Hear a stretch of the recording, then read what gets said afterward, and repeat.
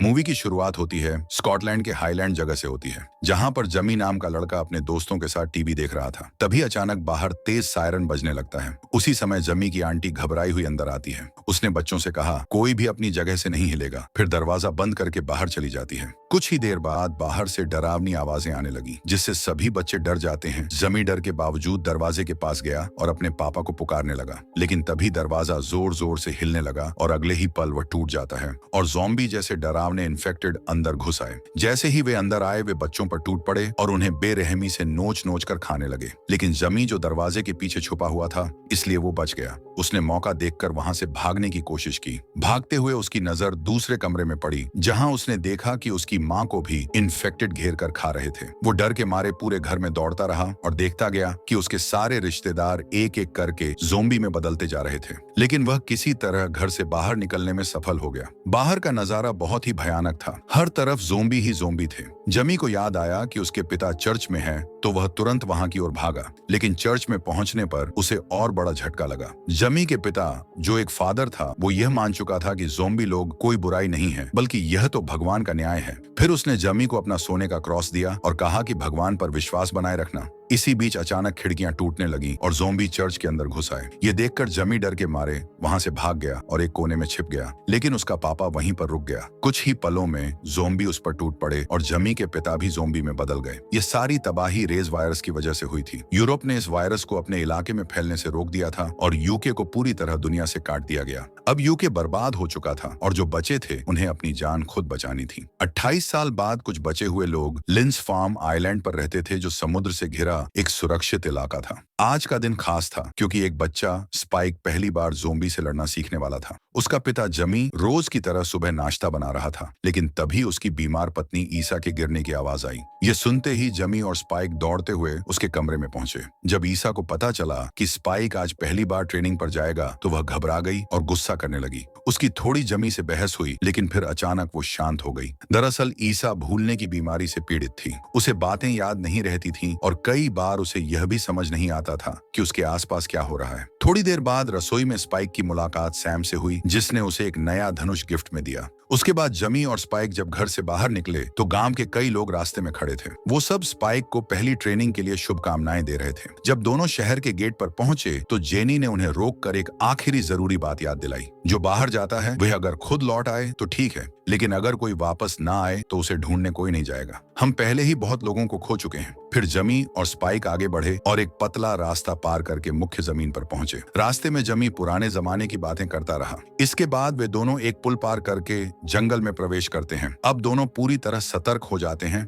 थोड़ी ही देर में उन्हें एक ज़ॉम्बी दिखाई दिया जो जमीन पर रेंग रहा था। स्पाइक ने ध्यान से उसको देखा और जैसे ही उसे सही मौका मिला, उसने धनुष से तीर चलाया। तीर सीधा जाकर ज़ॉम्बी की गर्दन में लगा और वह तुरंत वहीं पर मर गया। तभी पीछे से एक और ज़ॉम्बी आ गया, जिसे जमी ने तुरंत तीर मारकर खत्म कर दिया। लेकिन अब शोर सुनकर और भी ज़ॉम्बी वहां पहुंचने लगे। जमी ने एक और को मार गिराया, लेकिन जब एक आखिरी ज़ॉम्बी रह गया तो स्पाइक ने उसे छोड़ देने को कहा। जमी को अपने बेटे की दया देखकर उस पर गर्व हुआ। इसके बाद दोनों जंगल में आगे बढ़ते गए। रास्ते में उन्होंने कुछ खूबसूरत जानवर दिखे। थोड़ी दूर जाने पर उन्हें एक सुनसान घर दिखा। वहां एक ज़ॉम्बी उल्टा लटका हुआ था। उसके सिर पर बोरी पड़ी थी और पीठ पर कुछ शब्द खुदे हुए थे। जमी ने अंदाजा लगाया कि शायद किसी ने उसे इंसान के रूप में पकड़कर यहाँ छोड़ दिया था, लेकिन अब वह भी ज़ॉम्बी बन चुका था। जमी ने स्पाइक से कहा कि अब वक्त है, तुम्हें इसे मारना होगा। लेकिन वो ज़ॉम्बी झटपटा रहा था और स्पाइक डर के मारे तीर नहीं चला पाता है। अचानक ज़ॉम्बी खुद को छुड़ाकर उनकी तरफ बढ़ा। डर के मारे स्पाइक ने झटक से तीर चलाया। तीर सीधा उसके सिर में जा लगा और वह वहीं पर मर गए। इसके बाद दोनों आगे बढ़े। रास्ते में उन्हें एक जानवर का आधा खाया हुआ शव मिला। जब स्पाइक ने ऊपर देखा तो जानवर का सिर एक पेड़ में अटका हुआ था। यह देखकर जमी पहली बार डरा, क्योंकि ऐसा काम सिर्फ अल्फा ज़ॉम्बी ही कर सकता था। जमी ने स्पाइक से कहा कि वह बिना आवाज किए तेज चले। थोड़ी देर बाद जब वे खुली जमीन पर पहुंचे, तो उन्हें एक पूरी भीड़ दिखाई दी। ज़ॉम्बी और उनके बीच उनका अल्फा लीडर भी मौजूद था। यह देखते ही दोनों भागकर वापस जंगल की तरफ दौड़े। भागते हुए भी जमी स्पाइक को ट्रेनिंग देता रहा। उसने उसे सिखाया कि दौड़ते हुए कैसे तीर चलाना है और कहां वार करना है। फिर दोनों उस सुनसान घर की ओर वापस भागे और जो भी ज़ॉम्बी पीछा कर रहे थे, उन पर तीर चलाते गए। घर पहुंचकर उन्हें हमला करने का रास्ता मिला। दोनों अंदर चल गए, इससे पहले कि ज़ॉम्बी उन्हें देख पाते। कई घंटे बीत गए, लेकिन वह अल्फा ज़ोंबी वहीं आसपास ढूंढता रहा। जमी ने स्पाइक को समझाया कि अल्फा ज़ोंबी ज्यादा बड़े, तेज और चालाक होते हैं और उन्हें मारने के लिए बहुत सारे तीर की जरूरत होती है, लेकिन अब उनके पास तीर खत्म हो चुके थे, इसलिए उन्हें यहीं पर छुपकर इंतजार करना पड़ेगा। रात के बीच में उन्होंने बाहर एक आदमी को रोशनी के साथ चलते देखा। जमी ने बताया कि वह क्वारंटीन पेट्रोल वाले लोग हैं। दूसरी तरफ उन्होंने आग जलती देखी, लेकिन जब स्पाइक ने उसके बारे में पूछा तो जमी ने बात टाल दी। रात में जब स्पाइक सो गया तो उसे एक अजीब सपना आया। उसकी माँ डूब रही थी और उसके चारों तरफ की दीवारें हिल रही थीं। तभी जमी ने उसे जगा दिया, क्योंकि सच में घर हिलने लगा था। दोनों तुरंत बाहर भागे और वक्त रहते निकल गए, क्योंकि अगले ही पल छत गिर गई। जमी जानता था कि उस आवाज से ज़ोंबी जरूर आ जाएंगे, इसलिए वह स्पाइक के साथ तेजी से घर की ओर भागा। रास्ता पानी से ढक चुका था, लेकिन पानी ज्यादा गहरा नहीं था, इसलिए वे आसानी से पार कर सकते थे। उन्हें लगा कि अब वे बच गए हैं, लेकिन तभी पहाड़ की चोटी पर अल्फा ज़ोंबी दिखाई दिया और वह तेजी से उनकी तरफ दौड़ने लगा। उन्हें यह एहसास ही नहीं हुआ कि खतरा अब भी उनके पीछे है। जैसे ही अल्फा ज़ोंबी उन्हें पकड़ने के लिए दौड़ा, अचानक कई चमगादड़ वहां से उड़ते हुए गुजरे। उन्हीं की आवाज से जमी और स्पाइक को खतरे का एहसास हुआ। दोनों ने पीछे मुड़कर देखा। अल्फा ज़ोंबी तेजी से उनकी तरफ बढ़ रहा था। वे बिना वक्त गवाए दौड़ने लगे, लेकिन भागते भागते स्पाइक एक गड्ढे में गिर गया। जमी ने तुरंत उसे उठाया और दोनों फिर से दौड़ पड़े। घर पास आ चुका था, इसलिए जमी ने जोर से चिल्लाया और सीटी बजाकर गेट पर मौजूद गार्ड्स को सतर्क किया। गार्ड्स ने तुरंत लाइट्स ऑन की ताकि अल्फा ज़ोंबी को देखा जा सके। उन्होंने उस पर तीर चलाए। पहला तीर लगते ही वह थोड़ा लड़खड़ाया, लेकिन फिर से संभल गया। इसके बाद अगला तीर आग में भिगोकर चलाया गया। इस बार वह सीधा जमीन पर गिर पड़ा। गेट तक पहुंच गए। जमी ने पहले कुछ सेकंड तक उन्हें गौर से देखा, ये देखने के लिए कि कहीं वे ज़ोंबी तो नहीं है। जब उसे यकीन हो गया, तब जाकर उसने गेट खोल दिया। बाद में एक पार्टी रखी गई, जिसमें स्पाइक की वापसी और उसके पहले शिकार की खुशी में जश्न मनाया। जमी ने सबको पूरी कहानी सुनाई, लेकिन स्पाइक को इतने खून खराबे का जश्न मनाना अजीब लग रहा था। फिर सब ने स्पाइक को कुर्सी पर उठाया और उसे पहली बार पीने के लिए भी दिया। भीड़ और शोर से परेशान होकर स्पाइक बाहर चला गया। वहां जाकर उसने उल्टी कर दी। तभी उसने देखा उसका पिता जमी एक और औरत के साथ छुपकर मिल रहा था। यह देखकर स्पाइक का दिल टूट गया। वह चुपचाप घर लौट आया, जहां सैम ईसा की देखभाल कर रहा था। स्पाइक ने उसे पूरी कहानी बताई और उस आग के बारे में पूछा जो उसने जंगल में देखी थी। सैम ने कहा कि शायद वह डॉक्टर केल्सन रहा होगा। अगली सुबह ईसा सिर दर्द के साथ उठी और दवा मांगी, लेकिन स्पाइक को यह नहीं पता था कि दवा कहाँ रखी है। तभी जमी कमरे में आया, लेकिन स्पाइक उसे देखना तक नहीं चाहता था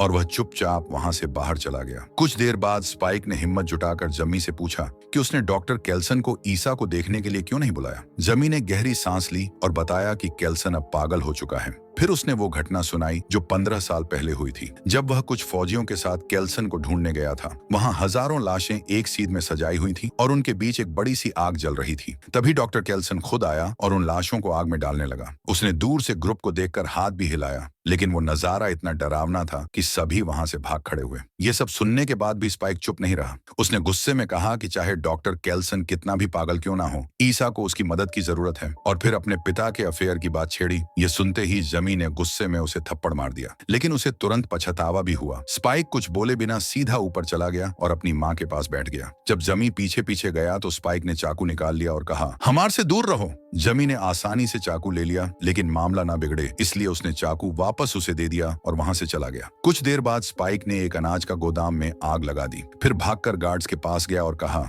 गांव में आग लग गई है। गार्ड्स भाग गए। जैसे ही सब चले गए, स्पाइक ईसा को लेकर गेट से बाहर निकल गया। उसका इरादा साफ था, वो अपनी माँ को बचाने के लिए उसे डॉक्टर के पास ले जाना चाहता था। ईसा को जैसे ही समझ आया कि वे मैनलैंड की तरफ जा रहे हैं, वह घबरा गई और बार बार जमी और अपने पिता को पुकारने लगी, लेकिन स्पाइक ने उसे समझाकर किसी तरह शांत कर दिया। दोनों पूरा दिन चलते रहे और रात में एक पुरानी इमारत में रुक गए। थोड़ी देर के बाद स्पाइक ने उसे सुला दिया और खुद पहरा देने बैठ गया, लेकिन वह थक चुका था, इसलिए थोड़ी देर में उसे भी नींद आ गई। उसी वक्त एक ज़ोंबी बिल्डिंग में घुस आया। उसने स्पाइक के जूतों को चबाने की कोशिश की, लेकिन जब उसे समझ आया कि यह कीड़े नहीं हैं, तो उसने उन्हें थूक दिया। फिर वो धीरे धीरे स्पाइक के चेहरे के पास आया और जैसे ही वह उसे काटने वाला था, किसी ने उसे पीछे खींच लिया। सुबह जब स्पाइक की नींद खुली तो उसे लगा कि उसने सिर्फ कोई बुरा सपना देखा है, लेकिन पास ही ज़ोंबी की लाश पड़ी थी। ईसा ने कहा कि उसे कुछ याद नहीं, लेकिन फ्लैशबैक में दिखाया गया कि ईसा ने उसकी खोपड़ी एक मूर्ति पर मारकर कुचल दी थी। उधर दूसरी तरफ कुछ सैनिक ज़ोंबी के झुंड से जान बचाकर भाग रहे थे।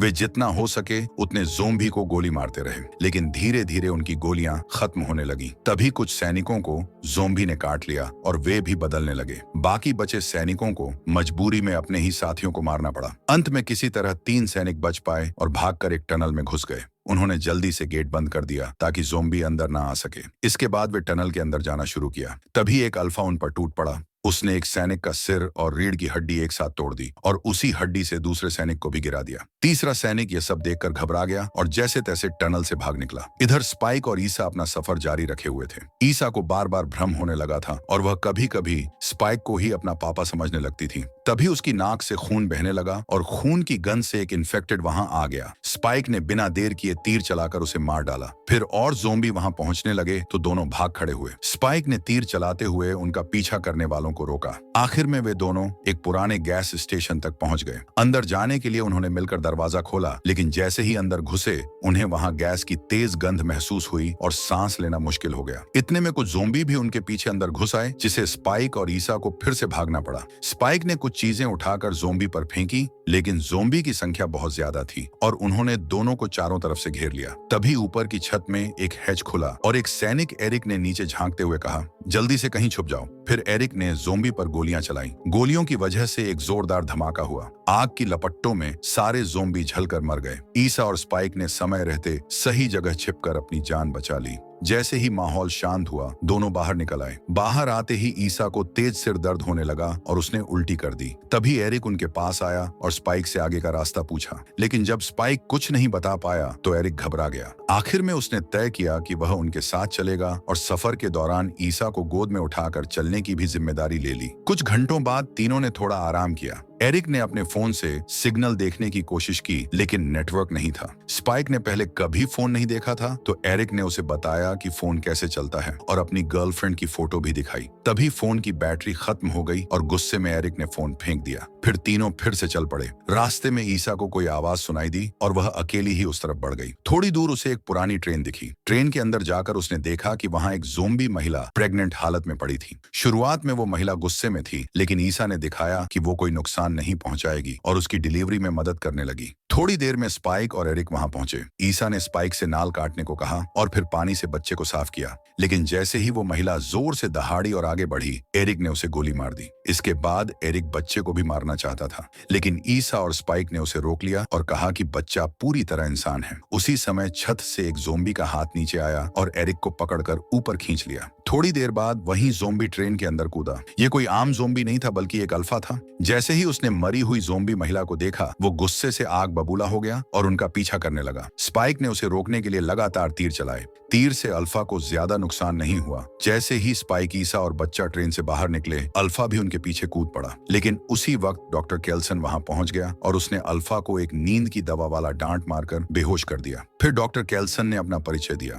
उसने बताया कि वह पिछले 3 सालों से इसी इलाके में रह रहा था। उसने यह भी बताया कि वह अपने पूरे शरीर पर नमक लगाता है, क्योंकि इसे वायरस का असर नहीं होता। बात करते हुए उसने एरिक का सिर भी अपने साथ रख लिया। जब स्पाइक ने उसे अपनी मां को बचाने की बात कही, तो केसन उन्हें अपने बोन टेम्पल ले गया। ये एक ऐसी जगह थी जहां उसने मरे हुए लोगों और ज़ोंबी की हड्डियां इकट्ठा कर एक मंदिर जैसा बना दिया था। उसने एरिक का सिर आग में डाल दिया और जब सारा मांस जल गया तो खोपड़ी को साफ करके स्पाइक को टावर में जोड़ने के लिए कहा। इसके बाद केसन ने उस नवजात बच्ची के बारे में पूरी बात सुनी और बताया कि प्लेसेंटा ने। फिर उसने ईसा की कुछ जांच की और यह सच सामने आया कि ईसा को कैंसर है और वह आखिरी स्टेज पर है। यह सुनकर स्पाइक घबरा गया, क्योंकि उसे समझ नहीं आ रहा था कि अब क्या किया जाए। ईसा ने उसे शांत किया और बताया कि उसे पहले से शक था कि उसके साथ कुछ गलत हो रहा है, लेकिन वह पूरी तरह यकीन नहीं कर पा रही थी। ईसा ने केसन को इशारे में समझा दिया कि वो तैयार है, अब और दर्द नहीं सहना चाहती। केल्सन ने उसे मोमेंटो मोरी और मोमेंटो अमोरिस के बारे में समझाया। मतलब यह कि इंसान को यह याद रखना चाहिए कि एक दिन मरना है, लेकिन प्यार के साथ सही वक्त पर। ईसा ने बच्चे को स्पाइक की बाहों में दिया और फिर डॉक्टर केल्सन के साथ जंगल की तरफ चली गई, जहां डॉक्टर ने उसे शांति से मौत दी। स्पाइक बैठा रहा और अपनी मां के साथ बिताए हुए खुशहाल पलों को याद करता रहा। थोड़ी देर बाद केसन वापस आया, ईसा की साफ की हुई खोपड़ी लेकर। स्पाइक ने बच्चे को डॉक्टर के हवाले किया और फिर हड्डियों के टावर पर चढ़कर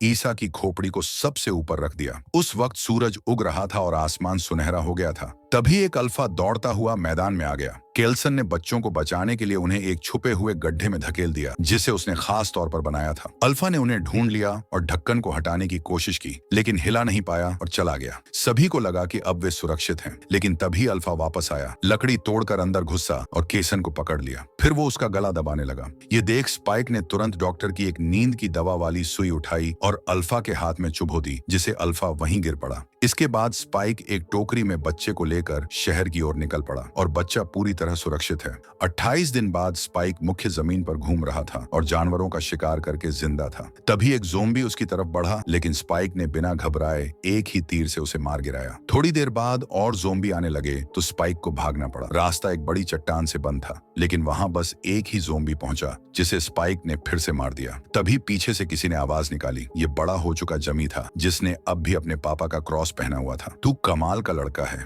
तभी कुछ और ज़ोंबी आ गए और पूरी टीम एक साथ दीवार से नीचे कूद पड़ी। साथ मिलकर उन्होंने सभी ज़ोंबीज को मिनटों में मार गिराया, उनके लिए एक खेल हो। अंत में जिमी ने जोश में कहा, हमें दोस्त बन जाना चाहिए, और यहीं पर यह फिल्म खत्म हो जाती है।